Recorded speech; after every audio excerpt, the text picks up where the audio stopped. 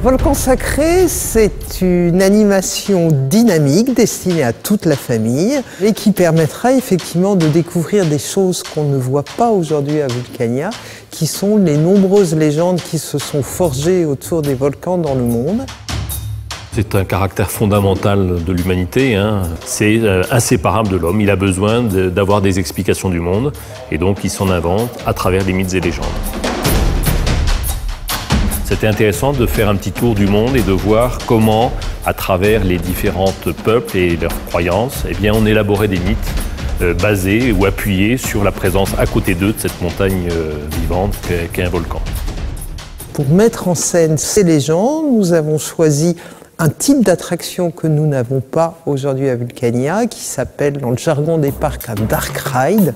Le dark ride, c'est le principe du train fantôme, c'est-à-dire qu'on voyage à l'intérieur d'un petit véhicule dans un certain nombre de scènes qui vont donc dévoiler ces légendes.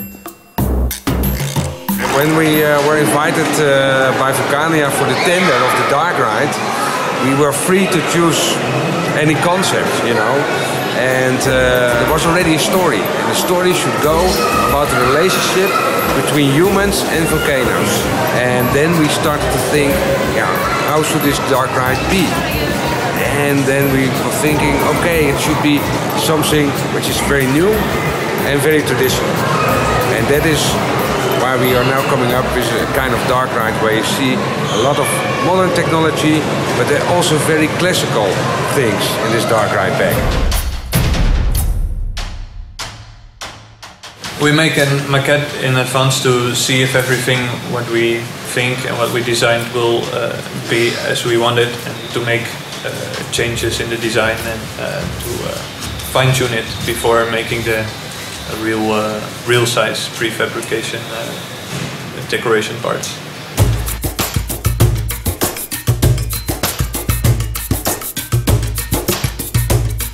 Joravision, qui est donc l'entreprise qui réalise tous les décors et tous les effets spéciaux. Ils nous ont séduits, je dirais, à la fois par leur sérieux, leur expérience et leur capacité à mettre en scène ces légendes de façon très diverse et avec un soin du détail, à la fois dans les peintures, dans les rendus d'images, dans les projections et dans l'ensemble effectivement des éléments qui constituent ces décors.